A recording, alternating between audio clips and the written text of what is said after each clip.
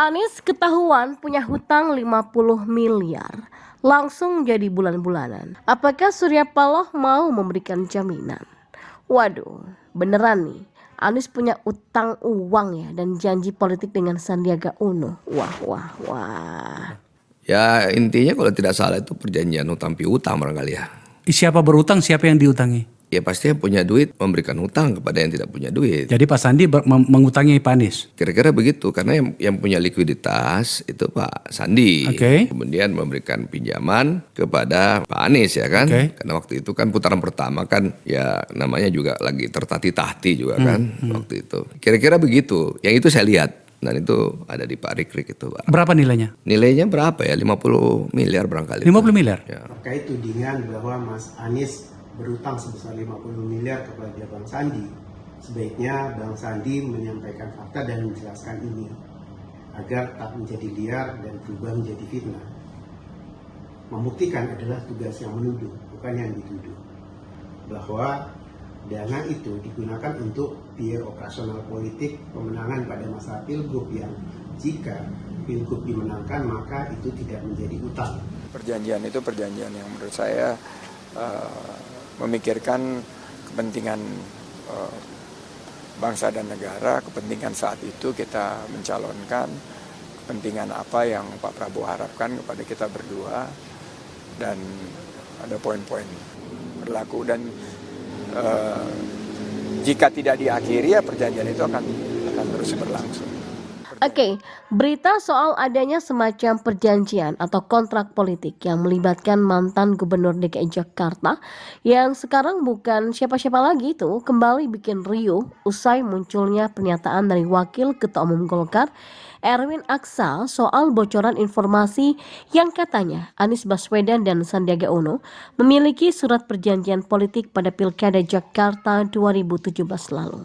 Pegiat media sosial John Sitorus juga turut menyoroti adanya hutang piutang antara Anies Baswedan dengan Sandiaga Uno. Diungkapkan Waketum Golkar Erwin Aksa, pegiat media sosial John Sitorus turut menyoroti adanya hutang piutang antara Anies Baswedan dengan Sandiaga Uno. Diungkapkan Waketum Golkar Erwin Aksa, Anies katanya berhutang 50 miliar kepada Sandi saat momen Pilkada DKI Jakarta 2017. Lewat unggahan di media sosial Twitternya, John menyebut jika mantan Gubernur DKI Jakarta ini bisa disebut seperti kacang lupa kulitnya. Dia bahkan mempertanyakan langkah yang akan diambil oleh Ketua Umum Nasdem Surya Paloh. Abbas yang tidak punya bargaining power mau nggak mau ya harus menerima ini sebagai bumerang. Jadi pertanyaannya apakah Surya Paloh mau memberikan jaminan agar Abbas tidak terbebani hutang masa lalu? Tulisnya. Sementara itu, Deputi Bapilu Partai Demokrat Kamhar Lakumani merespon kabar Anies Baswedan yang katanya mempunyai hutang senilai 50 miliar kepada Sandiaga Uno. Kamhar Lakumani menyatakan pihaknya menghormati apa yang menjadi pendapat publik terhadap segala sesuatu. Hanya saja kata dia hal tersebut harus didasari bukti.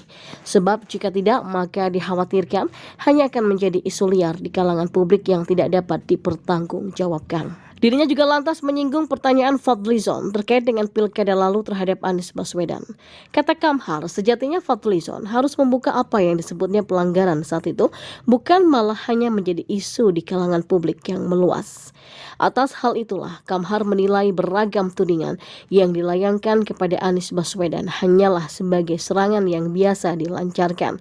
Sebab Kamhar meyakini tidak ada hal berkualitas yang dapat dilayangkan kepada baca pres dari Partai Demokrat itu. Kami yakin ini hanya serangan biasa yang dilancarkan karena tidak ada hal yang substansi lain yang lebih berkualitas yang bisa diserang dari sosok Anies Baswedan, tukasnya.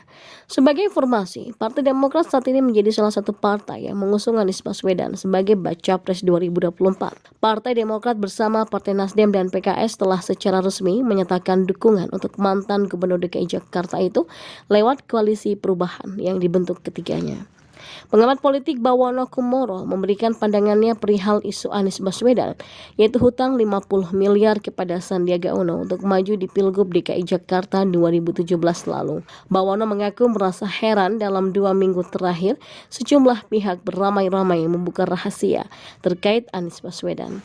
Seperti Wakil Ketua Umum Partai Golkar Erwin Aksa soal hutang Anies ke Sandi dan perjanjian politik di Pilkada DKI 5 tahun yang lalu antara Anies dengan Prabowo Subianto. Bawono mengatakan meskipun tidak mengungkapkan secara jelas apa isi perjanjian, namun sejumlah pihak menduga isi perjanjian adalah larangan bagi Anies untuk maju di Pilpres apabila Prabowo masih maju juga di Pilpres. Jadi pertanyaannya kan apakah lontaran dari Erwin Aksa dan Sandiaga Uno ini merupakan bagian dari desain untuk mulai melakukan serangan politik